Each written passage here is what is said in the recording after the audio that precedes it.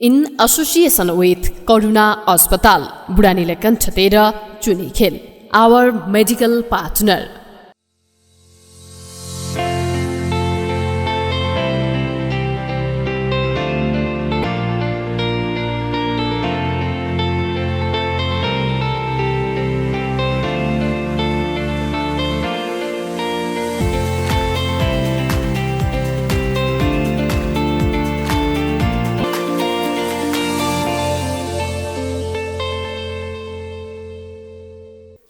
स्थानीय तहको निर्वाचन 2079 पछिको प्रसङ्ग एक सवाल अनेकको आजको श्रृङ्खलामा यहाँहरूलाई हार्दिक स्वागत अभिवादन गर्दछु।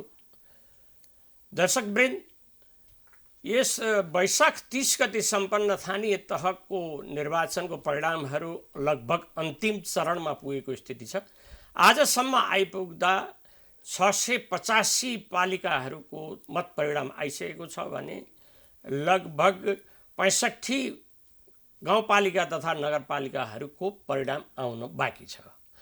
अहिलेसम्मको परिणाम हेर्दा 2074मा 266 पालिकाहरूको नेतृत्व गरेको नेपाली काङ्ग्रेसले आफ्नो स्थितिमा सुधार गर्दै अहिलेसम्म लगभग 305 पालिकाहरूको नेतृत्व गरेको छ भने 294 पालिकाहरूमा पकड जमाएको नेकपा एमाले लगभग 100 पालिका लुज गर्दै अहिलेसम्म 188 पालिकामा विजय हासिल गरेको छ भने उसको स्थिति हेर्दा पछिल्लो मत परिणामसम्म आइपुग्दा पनि 200 पालिकाहरूमा चित्त बुझाउनु पर्ने अवस्था स्थिति देखा परेको छ।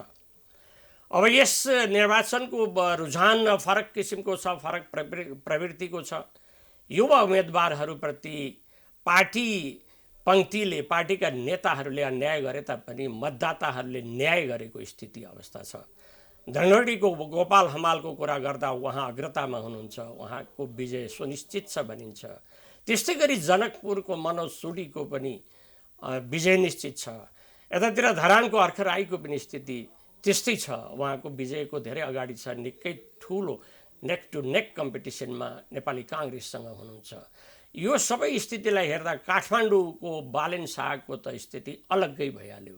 त्यसकारण यो नेपाली काङ्ग्रेस र यो नेकपा एमाले पछि गएर माओवादी केन्द्रले पनि आफ्नो स्थिति सुधार गरेको छ। 104बाट 120को हाराहारीमा माओवादी केन्द्र पुग्ने अवस्था छ। जसपाले पनि आफ्नो स्थितिलाई बरकरार राखेको छ। लगभग 34-35को हाराहारीमा जसपा पुग्ने स्थिति छ भने नेकपा एस जुन हालसालै भर्खरै गठन भएको पार्टी हो, उसले पनि 20 पालिकाहरूमा आफ्नो पकड जमाउने स्थिति अवस्था छ। अब यो चुनावको स्थिति अवस्थिति कस्तो छ र युवाहरूप्रति देखिएको उत्साह र अन्य चाहिँ मतदाताहरूले दिएको एक किसिमको प्रवृत्तिलाई विश्लेषण गर्नका लागि आज हामीले एक विशेष अतिथिलाई आमन्त्रण गरेका छौँ। दीपक गौतम, उहाँ युवा नेता हुनुहुन्छ, नेकपा एकीकृत समाजवादीका र काभ्रे जिल्लाका सचिव पनि हुनुहुन्छ। आज हामीले यही निर्वाचनको प्रसङ्गमा यसैको सेरोफेरमा रहेर विश्लेषण गर्ने प्रयास गर्छौँ। अब हामी कुनै विलम्ब नगरी उहाँलाई यस कार्यक्रममा हार्दिक स्वागत गरौँ। स्वागत छ दीपक सर यस कार्यक्रममा। धन्यवाद। अब दीपक सरलाई पहिलो त म यहाँलाई बधाई पनि दिन चाहन्छु। धन्यवाद। चौरी देउरालीबाट जनप्रतिनिधिमा निर्वाचित भएर आउनु भएको छ र यहाँको अघिल्लो निर्वाचन पनि होला, त्यो जिल्ला समन्वय समितितर्फ पनि यहाँ जानुहुन्छ भन्ने मलाई लाग्छ। अब यो समग्र स्थिति काभ्रेको हेर्दा तपाईँले नेकपा यसलाई कहाँ पाउनुहुन्छ र अहिलेको स्थिति के छ? पहिलो कुरा, स्थानीय तहको निर्वाचन 2079को सन्दर्भमा निर्वाचनमा सहभागी भएर त्यसको मत परिणामलाई हेर्दा काभ्रेमा पालिकाहरूमा गठबन्धन थियो, वडाहरूमा गठबन्धन, एकाध ठाउँ बाहेक वडाहरूमा गठबन्धन थिएन। एउटा नगरपालिकाको परिणाम आउन बाँकी छ।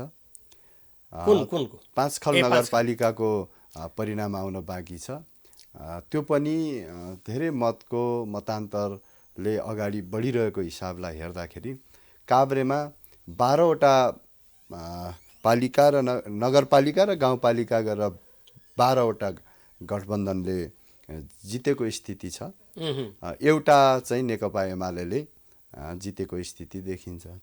विगतमा 7वटा पालिकामा चाहिँ नेकपा एमालेको उपस्थिति थियो।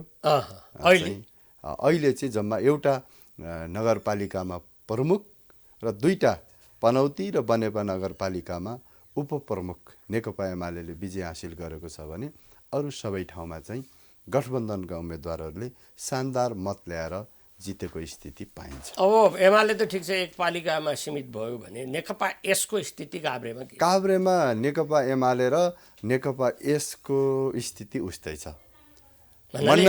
मण्डनदेवपुर नगरपालिकामा नेकपा एकीकृत समाजवादीले विजय हासिल गरेको छ भने धुलिखेल नगरपालिकामा नेकपा एमाले चाहिँ जितेको स्थिति देखिन्छ। त्यसकारण काभ्रेको स्थितिलाई हेर्दाखेरि एमाले र नेकपा एकीकृत समाजवादीको हैसियत बराबरी। अब यत्रो समय दीपकजी त्यता निर्वाचनमा खटिनु भयो होइन, मैले पनि प्रत्यक्ष देखिराखेको थिएँ। हजुर, मत परिणाम आइसक्दा सरहरूले त्यहाँ सन्तोष गर्न सकिने ठाउँ रह्यो कि रहेन, के कस्तो छ? पहिलो कुरा मत परिणामभन्दा अगाडि नै यो हामीले आकलन गरेकै विषय थियो। जुन ढङ्गले गठबन्धन अगाडि बढ्नु पर्थ्यो त्यसरी बढ्न सकेन। पालिकाहरूमा एउटा खालको समझदारी बन्यो, वडाहरूमा समझदारी बन्न सकेन। अर्को चाहिँ कतिपय ठाउँमा गठबन्धनको मर्म भावनालाई बुझेर नै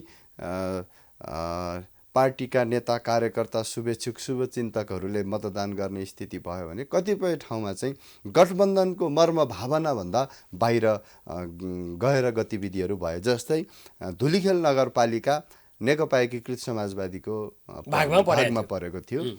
त्यहाँ नेपाली काङ्ग्रेसको त्यहाँको नगरको सभापतिले नै बागी उठिसके पछाडि परिस्थिति फरक ढङ्गले चाहिँ गयो, जसको कारणले धुलिखेल गठबन्धनले चाहिँ हार्न पर्ने स्थिति भयो धुलिखेलमा। त्यसमा केही एकाध ठाउँहरूमा त्यो खालको परिस्थिति बनेको छ। र म नेकपा एकीकृत समाजवादीको तर्फबाट के भन्न चाहन्छु भने भर्खरै जन्मेर 9 महिना पुगेको सङ्गठन विस्तारकै क्रममा थियो नेकपा एकीकृत समाजवादी।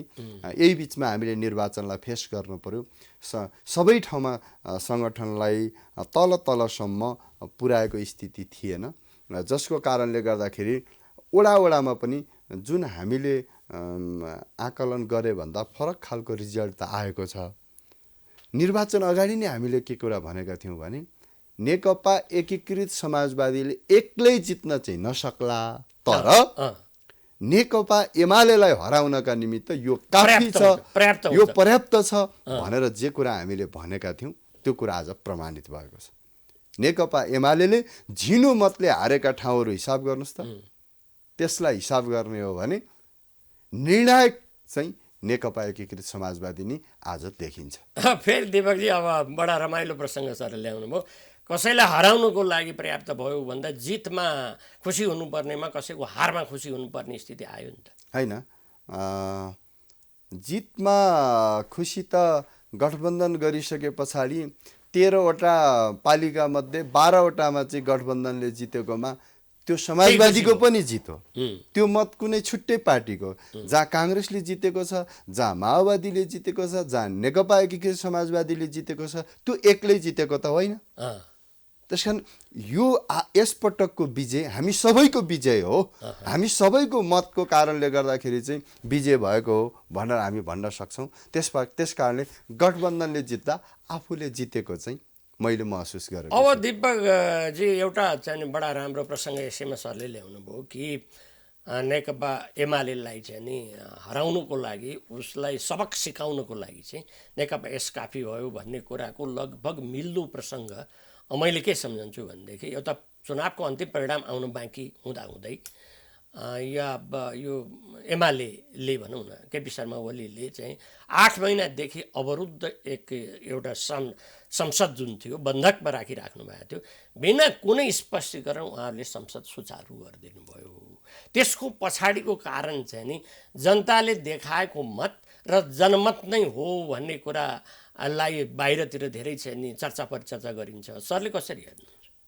म सबैभन्दा पहिले त जुन लामो समयदेखि अवरुद्ध संसद नेकपा एमाले खोलेको छ। म धन्यवाद दिन चाहन्छु। ढिलै भए पनि नेकपा एमाले जिम्मेवार पार्टी हो र जिम्मेवार ढङ्गले नै निर्णय गर्छ हुन्छ भन्ने कुरा नेकपा एमाले देखाएको छ। नेकपा एमालेलाई म धन्यवाद दिन चाहन्छु र भन्न चाहन्छु जुन विषय राखेर चाहिँ संसद अवरुद्ध गरेको थियो त्यो विषय ठिक थिएन हैन। विषय नेकपा एकीकृत समाजवादीका 14 जना सांसदहरूलाई संसदबाट चाहिँ कारबाही गरेर बाहिर निकाल्नु पर्यो भन्ने जुन कुरा थियो त्यो गलत थियो। सभामुखले पनि राजीनामा गर्नुपर्छ भन्ने विषय थियो। त्यो कुरा चाहिँ गलत थियो। ढिलै भए पनि उहाँहरूले बुझेर अहिले स्थानीय तहको जुन रिजल्ट आइरहेको छ, जुन परिणाम आइरहेको छ, यो पनि एउटा कारण हुन सक्दछ। जनमतलाई अब स्वीकार्नुपर्छ भन्ने कुरा नेकपा एमालेको हुन सक्दछ। अर्को कुरा, यसले नेपालका कम्युनिस्टहरूलाई एक ठाउँमा ल्याइ पुर्याउने एउटा कामको सुरुवात हो पनि मैले भन्दछु। समस्या कहाँनिर हो भने नेकपा एमालेको नेतृत्वले कमजोरीलाई नस्वीकार्नु नै नेकपा एकीकृत समाजवादी बन्नु कारण थियो। अब जनताले कतिचोटि फेरि एक ठाउँमा ल्याएको हेर्ने, एकचोटि त एक ठाउँमा ल्याएकै हो होइन। 74मा चाहिँ पार्टी एकीकरण, पार्टी गठबन्धन गरेर पार्टी एक पनि भएकै हो। अब त्यसलाई मेन्टेन गरेर त्यसलाई चाहिँ अगाडि लिएर जान नसक्दा फेरि पनि एक हुने बेला भयो भन्दा त जनतामाथि चाहिँ नि घरिघरि चाहिँ नि उपहास गरे जस्तो के होइन। मैले भन्न खोजेको के हो भन्दाखेरि नेपालमा 62% भन्दा माथि नेपाल कम्युनिस्टहरू छन्। तर कम्युनिस्टहरू विभाजित अवस्थामा छन्। कम्युनिस्टको रोग भनेकै फुट्ने। सानो पार्टीको भए पनि ठुलै नेता हुनुपर्ने, यो रोगले चाहिँ कम्युनिस्टहरू ग्रसित छन्। पछिल्लो समयमा चाहिँ जनताको जनमतलाई अपमान हुने गरी नेपालमा झन्डै 2/3 सरकार थियो। सङ्घीय सरकार नेकपाको नेतृत्वमा थियो। एक प्रदेश बाहेक 6वटा प्रदेशमा चाहिँ नेकपाको नेतृत्वमा सरकार थियो। आज ती सङ्घ प्रदेश गुर्लुममै ढल्ने स्थिति बन्यो। कसका कारणले गर्दा? एउटा व्यक्तिको अहङ्कार, दम्भ, जसको कारणले गर्दाखेरि ती सबै चाहिँ कुरा चाहिँ ढल्ने स्थिति बन्यो। चाहिँ त्यो कुरालाई हामीले के भनेका थियौँ भने जतिखेर हामीले नेकपा एमालेमा भएको विभेदका विरुद्ध विद्रोहको झन्डा बोक्यौँ, हामीलाई नेकपा एकीकृत समाजवादीलाई पार्टी फुटाउनुपर्छ भन्ने थिएन। जहाँ जबरजस्त भयो, त्यहाँ अपमान भयो, विभेद भयो। विभेद भइसके पछाडि अथवा सरकारको नेतृत्व गरिरहँदा यो सरकार मेरो हो भन्ने कुराको अपनत्व हुन सकेन। मन लाग्दी एउटा व्यक्तिले जे मन लाग्दी निर्णयहरू गर्न थालिसके पछाडि त्यसको परिणाम थियो। आज कम्तीमा मैले यो निर्वाचनका परिणामहरू आउँदै गर्दाखेरि मैले नेताहरूका भाषणहरू, बोलीहरू सुनिरहेको छु। शुभ सङ्केतका चाहिँ बोलीहरू सुनिरहेको छु। यो आम नेपाली जनताको निम्ति खुसीको कुरा हो र हामी कम्युनिस्टहरूका निम्ति पनि खुसीको कुरा नै हो। अर्को कुरा, तपाईँले जुन कहिले मिल्ने कहिले फुट्ने अनेकन चाहिँ कुरा, यसले जनताहरू चाहिँ आजित छन् भन्ने कुरा चाहिँ जुन गरिरहनु भएको छ, म त भन्छु नेपालमा पार्टीहरू धेरै भए, त्यहाँ थोरै पार्टी बनाउनुपर्छ। थोरै पार्टीहरू अब होइन, सङ्ख्या त तोक्न भन्न मिलेन। तर म थोरै पार्टीहरूको नेता धेरै भए, पार्टी धेरै भए, नेता धेरै भए। त्यसकारण जनताको विकास आफूलाई पार्टीभन्दा माथि राख्ने, देशभन्दा चाहिँ ठुलो केही हुन सक्दैन भन्ने हामी भावनाबाट माथि उठ्न सकेनौँ। त्यसकारण पहिला म होइन, हामी होइन, देश भन्ने कुरालाई चाहिँ हामीले बक्न पर्दछ भन्ने मलाई लाग्दछ। र म नेपालमा पार्टीहरू विभाजित भएर देश बलियो हुँदैन, लोकतन्त्र बलियो भएर हुँदैन। त्यसकारण पार्टीहरू फुट्ने होइन, जुट्नु पर्दछ। त्यो जुट्ने वातावरण चाहिँ निर्माण गर्नुपर्दछ। त्यो यसपटकको निर्वाचन पछाडि कम्तीमा हाम्रो नेताहरूको, हिजो नेकपा हुँदाखेरिको नेताहरूको घैँटामा घाम लागेको होला, लागेको छैन भने लाग्नु पर्दछ। नेतालाई त केही छैन नि, केपी ओली, माधव नेपाल या प्रचण्ड होइन, झलनाथ खनाल या देउबा, अब उहाँहरूलाई त के छ र, उहाँहरूले नेपालको परिवर्तनको आन्दोलनमा राम्रै भूमिका खेल्नु भएको छ। कति राम्रो खेल्नु भएको होला, कति नराम्रो खेल्नु भएको होला, तर जीवन सामाजिक परिवर्तनको आन्दोलनमै लाउनु भयो। त्यसको स्वरूप त उहाँहरू सांसद, मन्त्री, प्रधानमन्त्री सबै कुरा प्राप्त भयो नि। तर नेताहरूको जुगाको लडाइँको कारणले गर्दाखेरि हामी जस्ता युवाहरू जसले जीवनको उर्वर समय चाहिँ नेपालको सामाजिक परिवर्तनको आन्दोलनमा लगायौँ, हामी जस्ता युवाहरूलाई चाहिँ पार्टी नेताहरूको जुगाको लडाइँको कारणले गर्दाखेरि हामी जस्ता युवाहरूलाई अप्ठ्यारोमा पार्ने काम भएको छ। म अनुरोध गर्न चाहन्छु, म आग्रह गर्न चाहन्छु, जसले उर्वर समय यो आन्दोलनमा व्यतीत गरिरहेका छन् ती युवाहरूको, ती युवतीहरूको अनुहारलाई हेरेर पनि तपाईँहरू एक ठाउँमा उभिनुस्, देशलाई माथि राख्नुस्। व्यक्ति केही होइन, व्यक्ति अस्थायी कुरा हो। देशलाई शिरमा राखौँ, अगाडि बढौँ, जनताको मुहारमा खुसी ल्याउँ, देश विकास निर्माणका हिसाबले अगाडि बढाउँ।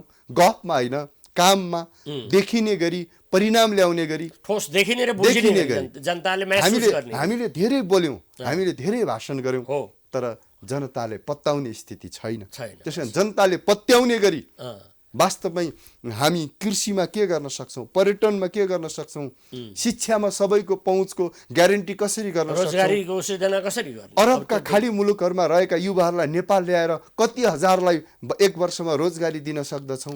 स्वास्थ्य नपाएर, स्वास्थ्य उपचार नपाएर मर्नुपर्ने स्थिति नहोस्, भोकै मर्नुपर्ने स्थिति नहोस्। हाम्रा बाटाघाटा, विद्युत, खानेपानी, कुलेसा यी सबै कुरामा चाहिँ जनतालाई कसरी चाहिँ सुविधा दिन सकिन्छ भन्ने कुरातर्फ चाहिँ हाम्रो ध्यान जानुपर्दछ भन्ने मलाई लाग्छ।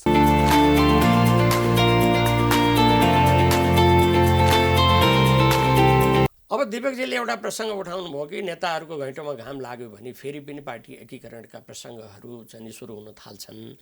एकीकरण आवश्यक छ, पार्टी एकता नै बल छ होइन। त्यसकारण टुटफुट भएर विभाजनमा चाहिँ कुनै किसिमको शक्ति छैन भन्ने कुरा गर्नुभयो।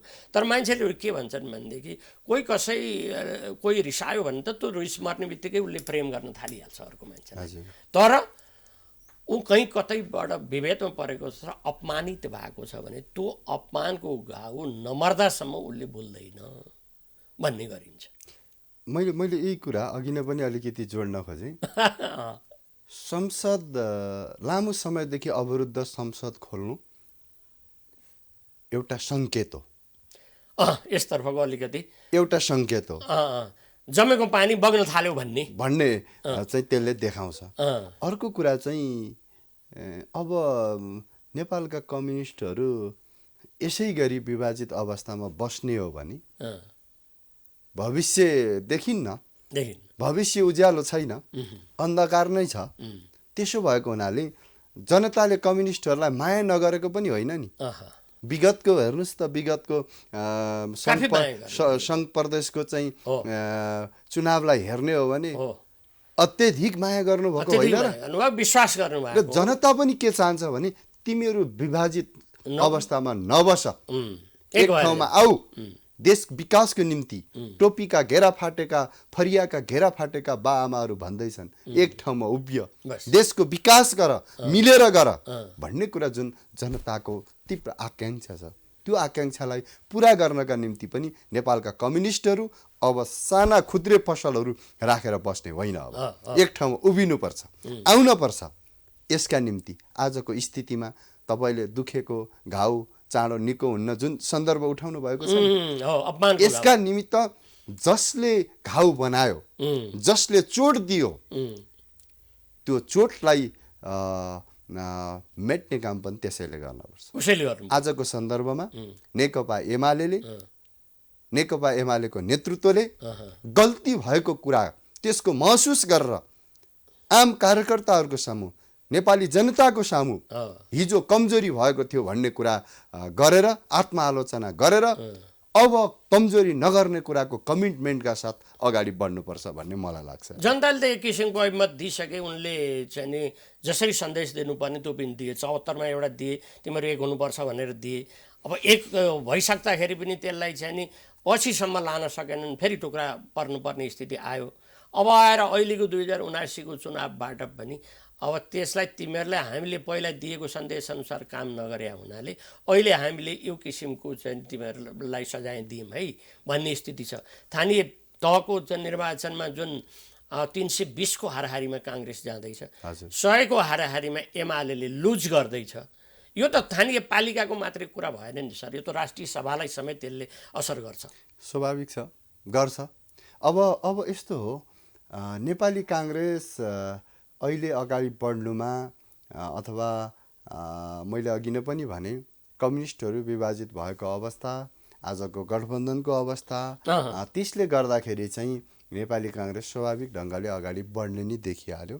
तर यो जनमतबाट नेपाली काङ्ग्रेस मात्तिनु हुँदैन, आत्तिनु पनि निर्वाचनमा पराजय भोग्नेहरूले आत्तिनु हुँदैन र निर्वाचनमा विजय हासिल गर्नेहरू मात्तिनु पनि हुँदैन। यो संयमित हुँदै अगाडि बढ्न पर्दछ। मैले यो परिणाम आइरहँदाखेरि म नेपाली काङ्ग्रेसलाई भन्न चाहन्छु, आजको यो परिस्थिति निर्माण हुने कुरामा, आजको यो परिणाम आउने कुरामा नेकपा एकीकृत समाजवादीको हात छ कि छैन त?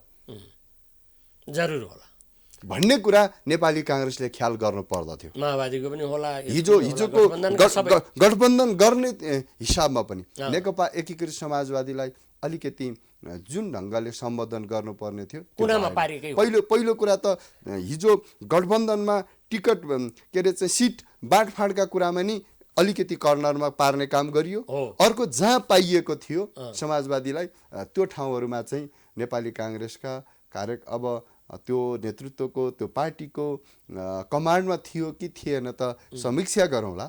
तर कतिपय ठाउँमा नेकपा एकीकृत समाजवादीलाई चाहिँ अप्ठ्यारो पार्ने काम भएको छ। यद्यपि हामी निराश छैनौँ। हामी यो परिणाम नेकपा एकीकृत समाजवादीको ठाउँबाट हेर्दाखेरि अहिले जुन खालको परिणाम आएको छ यो सन्तोषजनक नहुँदै गर्दाखेरि पनि नेकपा एकीकृत समाजवादीले महानगरको नेतृत्व गर्दैछ, उपमहानगरपालिकाको चाहिँ नेतृत्व गर्दैछ, थुप्रै पालिकाहरूमा नगरपालिकाहरूमा चाहिँ नेकपा एकीकृत समाजवादीले चाहिँ नेतृत्व गर्दैछ। आज जन्मिएको छोटो अवधिमै बालकपनमै नै दौड्न लाग्नुपर्ने परिस्थितिमा पनि नेकपा एकीकृत समाजवादीले चाहिँ जुन खालको पोजिसन आज हासिल गर्दैछ, नेपालको चौथो पार्टीको रूपमा नेकपा एकीकृत समाजवादी देखिँदैछ। हामी कुनै हिसाबले पनि विचलित नभइकन समाज परिवर्तनको झन्डा, जनताको राष्ट्रको समृद्धि, जनताको सुखी जीवनका निमित्त हामी लागि नै रहनेछौँ। जनताको आँखाको नानी बनेर नेकपा एकीकृत समाजवादी काम गर्न चाहन्छ। अवश्य हामीले जब सङ्गठन तल पुर्याउँछौँ त्यतिखेर हामीले राम्रो पोजिसन चाहिँ लिनेछौँ भन्ने कुराको म विश्वास पनि लिन चाहन्छु। जो सेतो 20 सिटमा अहिले चित्त बुझाउनु परे पनि यो शुभ सङ्केत नै हो भनेर सरहरूले मान्नु एकदम। अब हामी कार्यक्रमको अन्तिम चरणमा धकेलिसकेका छौँ। दुईवटा मात्रै यहाँ मैले चाहिँ जिज्ञासा दिपकजीको अगाडि राख्छु। यो यसपालिको चुनावमा स्वतन्त्र उम्मेदवारहरूप्रति देखाएको जनताले अधिक उत्साह र विश्वास एउटा, अनि अर्को यही स्वतन्त्र उम्मेदवार बालेनको काठमाडौँमा देखिएको चाहिँ नि एउटा अपार जनताको समर्थनलाई चाहिँ तपाईँले कसरी मूल्याङ्कन गर्नु? यो पार्टीहरूले एउटा ढङ्गले पार्टीमा अब चुनाव लड्न गाह्रो छ। पहिलो कुरा चुनाव लड्न गाह्रो छ। चुनाव लड्नुभन्दा अगाडि टिकट लिन गाह्रो छ। पार्टीमा योग्यता, क्षमता, उसको पार्टीप्रतिको लगानी, इमान्दारिता यो कुरालाई छोडेर नेताको नजिक को छ, मनीका कुरा, मसलका कुरा आइरहेका छन् नि त। हो, यी कुराहरूका जुन पार्टीहरूले त्यो ढङ्गले निर्णय गर्न थाले त्यसका विरुद्धको विद्रोह हो भनेर म भन्छु एउटा। दोस्रो चाहिँ युवाहरूलाई नयाँ खोजिरहेको छ। अब आराम गर्नुहोस् पुरानो पुस्ताका नेताहरू, तपाईँहरूको अनुभव युवाहरूको जागरलाई, जोसलाई प्रयोग गर्न दिनुहोस् भनेर माग छ। तर पार्टीको नेतृत्व त्यो कुरामा कन्भिन्स छैन, त्यसो भएको हुँदा बालेन शाहहरू चाहिँ जन्मनु त्यो अस्वाभाविक मान्दिनँ म, स्वाभाविक रूपमा मान्छु। मैले एउटा पार्टीको नेताको हिसाबले चाहिँ म एउटा पार्टीको जिम्मेवार व्यक्तिको हिसाबले भन्दाखेरि म जुन खालको पार्टीले गरेको निर्णयलाई मैले इमान्दारीपूर्वक बोक्नु पर्दछ। तर बालेन्द्र शाहहरू आउँदै गर्दाखेरि म ज्यादै खुसी पनि हुन्छु। यसले के सङ्केत गर्छ भने नयाँ पुस्ताको खोजी गरिरहेको छ नेपाली जनता भन्ने कुराको चाहिँ नयाँपन चाहन्छन्, नयाँपन नयाँ अनुहार हेर्न चाहन्छन्, उनीहरूको कामलाई पारख गर्न चाहन्छन्। त्यस कारणले गर्दाखेरि यो खुसीकै कुरा पनि यसले नेपालका राजनीतिक पार्टीहरूलाई सिकाउँदैछ आउने निर्वाचनहरूमा यो पटकको स्वतन्त्र उम्मेदवार दिएका साथीहरूले ल्याएको मतको कारणले गर्दाखेरि नेपालका राजनीतिक पार्टीहरूलाई एउटा शिक्षा दिँदैछ भन्ने कुरा चाहिँ स्पष्ट सन्देश छ त्यो। अब दिपेकजीलाई म अन्तिम एउटा जिज्ञासा राख्न के चाहेँ भनेदेखि चौरी देउरालीबाट जनप्रतिनिधिको हैसियतमा आउनुभयो, तैपनि चाहिँ नि अब तपाईँको योग्यता क्षमता पार्टीप्रतिको लगानी र लगावलाई हेर्दाखेरि नगरपालिका सिधै चाहिँ नेतृत्व गर्न सक्ने हैसियत थियो, तर तपाईँले अब एउटा चाहिँ नि पालिकाको वडा सदस्यबाट आएर चाहिँ त्यहाँबाट एउटा चाहिँ सामान्य हैसियतमा बस्न खोज्नुको उद्देश्य के हो भन्ने कुरा चाहिँ नि स्पष्ट रूपमा मान्छेले बुझ्न चाहेको जस्तो लाग्छ, यसलाई स्पष्ट पार्नु। पहिलो कुरा त म मेरो पार्टी नेकपा एकीकृत समाजवादीको तर्फबाट चौरी देउरालीको गाउँपालिकाको अध्यक्षको रूपमा मलाई त्यो पालिकाबाट सिफारिस गरिएको थियो। पछि गठबन्धन भयो, गठबन्धन भइसके पछाडि मेरो पार्टी जहाँ म काम गरिरहेको छु त्यो पार्टीले नेतृत्व गर्ने स्थिति भएन, त्यहाँ नेकपा माओवादी केन्द्रको अध्यक्ष हुनुहुन्छ गठबन्धनबाट चाहिँ नेपाली काङ्ग्रेसको चाहिँ उपाध्यक्षको रूपमा हुनुहुन्छ, जसको कारणले मैले चौरी देउरालीको नेतृत्व गर्ने कुरा त्यो सम्भव भएन। पछाडि आफू म किन सदस्य उठेँ भने मैले धेरै यो कुरालाई लुकाउनु पनि पर्दैन। काभ्रे जिल्लाको जिल्ला समन्वय समितिको नेतृत्व गरेर भोलि पार्टीले निर्णय गर्छ कि गर्दैन त्यो फरक कुरा हो। नेकपा एकीकृत समाजवादीको भागमा जिल्ला समन्वयको प्रमुख परेको हिजो प्रदेशको संयन्त्रले त्यो निर्णय गरेको छ। मेरो पार्टीले निर्णय गर्छ कि गर्दैन त्यो पछिको कुरा भयो, तर पनि आकांक्षा त्यसको लागि छ। त्यो आकांक्षा राखेर मैले वडा सदस्यको रूपमा चाहिँ आफूलाई निर्वाचित गराउने जुन अवसर मिल्यो, म चौरी देउरालीको वडा नम्बर 4 का जनताहरूलाई म आभार व्यक्त गर्न चाहन्छु, धन्यवाद व्यक्त गर्न चाहन्छु। यदि म समन्वयको नेतृत्व गर्न पाएँ भने प्रदेश सङ्घसँग जिल्लालाई कसरी जोड्ने त्यो पुलको भूमिका चाहिँ मैले खेल्नेछु र काभ्रेको मुहार फेर्नका निमित्त सुन्दर काभ्रे बनाउनका निम्ति आफ्नो भूमिका खेल्नेछु भन्ने कुरा म राख्न चाहन्छु। हस् दिपेक सर, अब यहाँको आकांक्षा पुरा होस् र एउटा चाहिँ सबल समन्वयको अनुभव चाहिँ नि काभ्रेका जनताहरूले र जनप्रतिनिधिहरूले गर्न सकुन्, मेरो शुभकामना छ। धन्यवाद। यहाँलाई यहाँको लोकप्रिय सञ्चार माध्यममा आफ्ना कुराहरू राख्ने जुन अवसर दिनुभयो, म हृदयको गहिराइदेखि आभार व्यक्त गर्न चाहन्छु, धन्यवाद दिन चाहन्छु। हस् त दर्शकवृन्द, आज हामी दिपक गौतमसँग बस्यौँ र उहाँसँग बसेर काभ्रे जिल्लाको समग्र स्थिति र नेकपा यसले प्रदर्शन गरेको अहिलेको स्थानीय तहको निर्वाचन परिणामलाई हामीले थोरै भए पनि पर्खेल्ने प्रयास गऱ्यौँ। 20 स्थानमा महानगर लगायत उपमहानगर, नगरपालिका र गाउँपालिकाको सम्पूर्ण नेतृत्व गर्न पाउने स्थितिमा आइपुग्नु चाहिँ नि यो कुनै नैराश्यतामूलक परिणाम होइन, यसलाई आशावादी नै हो र यसमा टेकिएर धेरै अगाडि बढ्न सक्ने सम्भावना छ भन्ने चाहिँ उहाँले आफ्नो धारणा व्यक्त गर्दै हुनुहुन्थ्यो। हुँदै पनि जाओस्, अगाडिका दिनहरू सफल हुँदै जाउन्। अब फेरि अर्को दिन अर्को प्रसङ्गमा अर्कै व्यक्तिसँग जोडिने भाषा गर्दै आजको यस कार्यक्रमलाई यहीँ बिट बाँध्न चाहेँ। प्राइम टाइम एचडी हेर्दै गर्नुहुनेछ। हस्त नमस्कार।